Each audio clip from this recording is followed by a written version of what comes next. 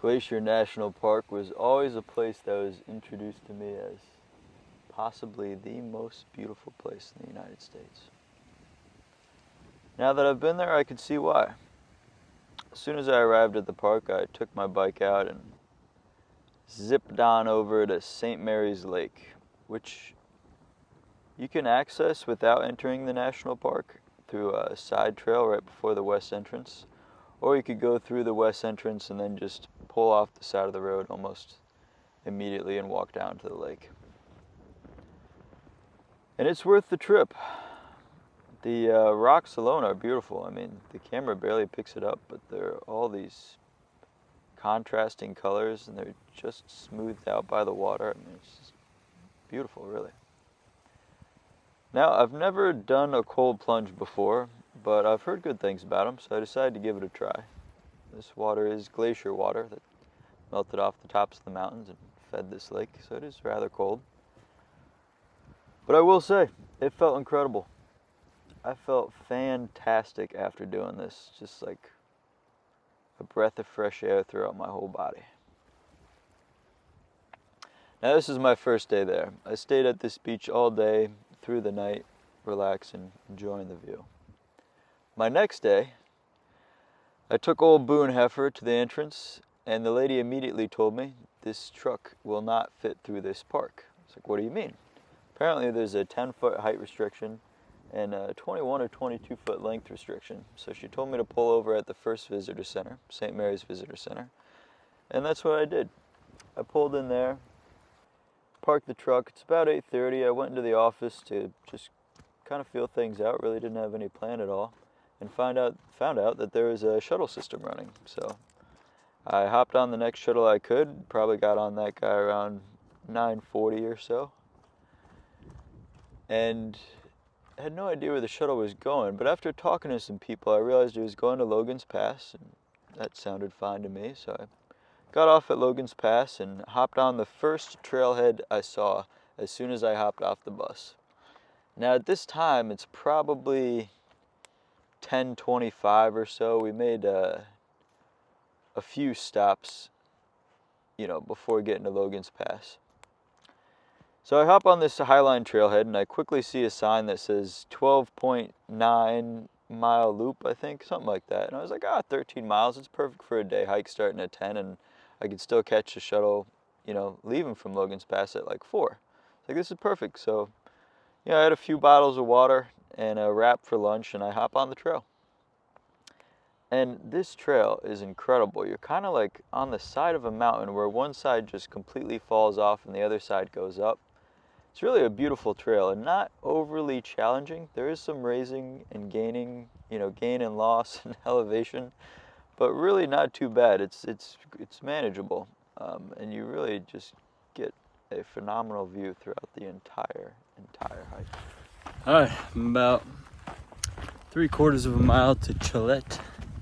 Probably saying that wrong, but that is about just under 8 miles from where I started. So I'm on just over 15 minutes a mile pace. And I just want to show you all this view.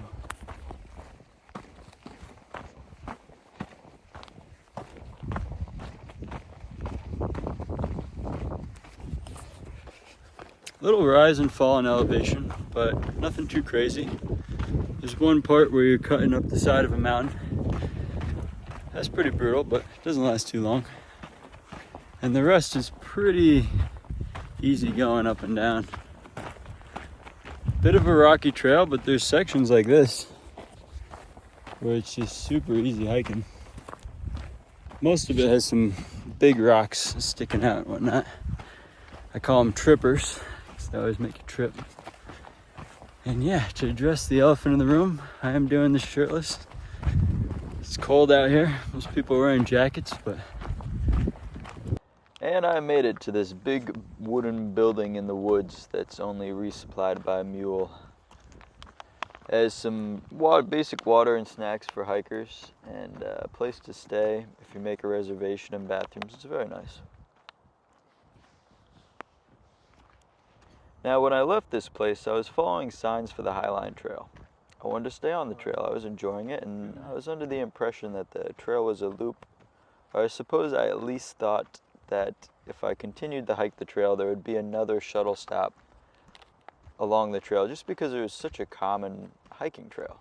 There's a ton of other people hiking this trail with me on the way up. So I really did not give it much thought, and as I described my morning this far, I really didn't plan this trip out whatsoever. But I was enjoying it quite a bit, and I was making great time.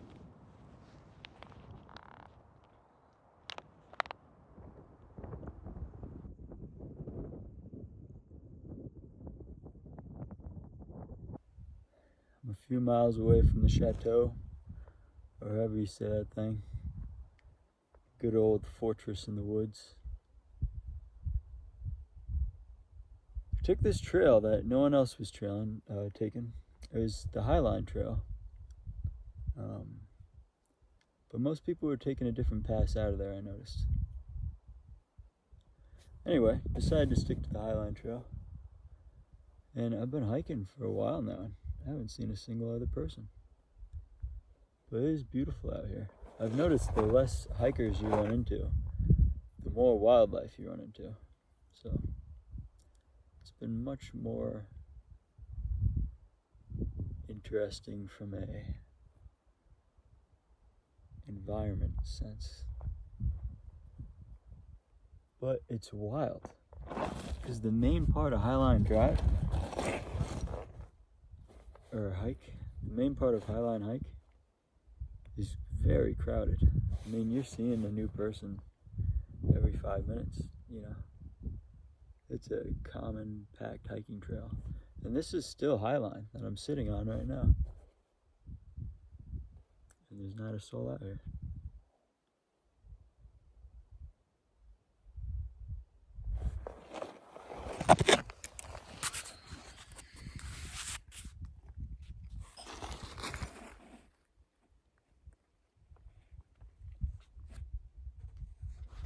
Can't complain too much though.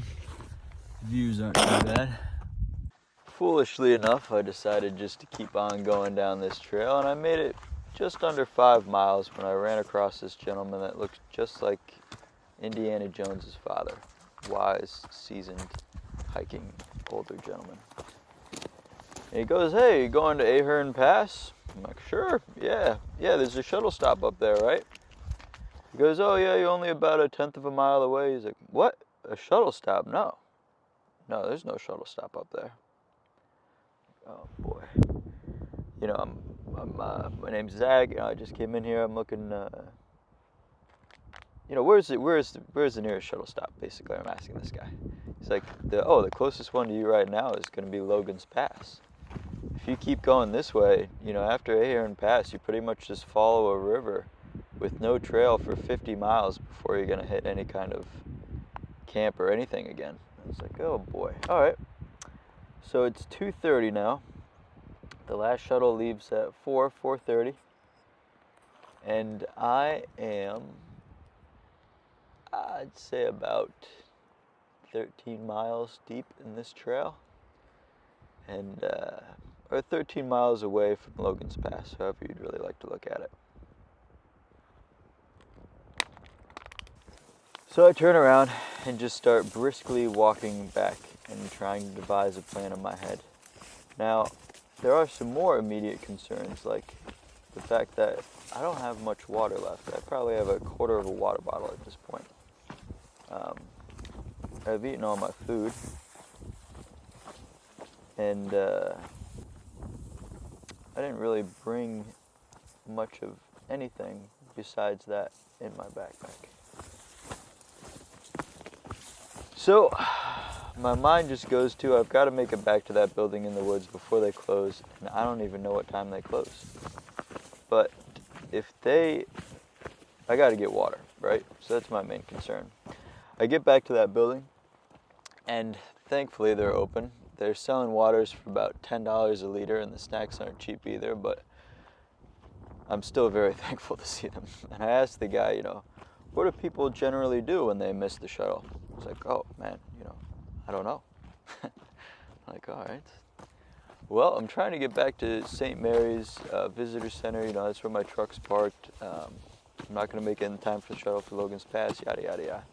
And he directs me to this woman outside. He's like, oh, you just need to talk to her. She knows everything. And to this day, I'm not even sure if she worked for the park or if she was just a wise, helpful, older woman.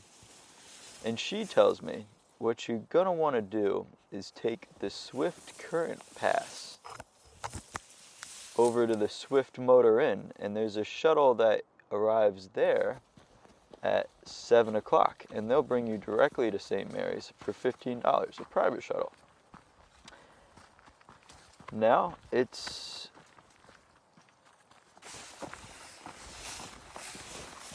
4 o'clock, and the hike to the Swift Motor Inn, I believe, was about 7.5 miles.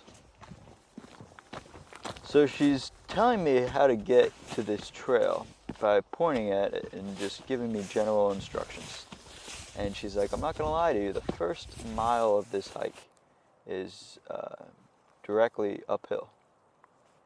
And then the rest of it is just straight downhill. You're hiking down into the valley in between all these mountains, which is actually the footage that you're viewing now. So I said, okay. I had 3 hours to make this hike. I'm already exhausted. Luckily, I was able to get enough fruit snacks and water to make the trip possible, and I just started hiking.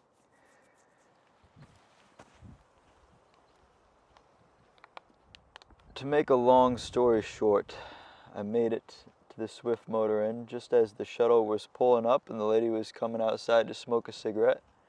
Happily paid her the $15. Made it back to the St. Mary's Visitor Center that evening. My total hiking time for this day was about 10:30 to 7, and to be conservative, I'd say I hiked about 25 miles.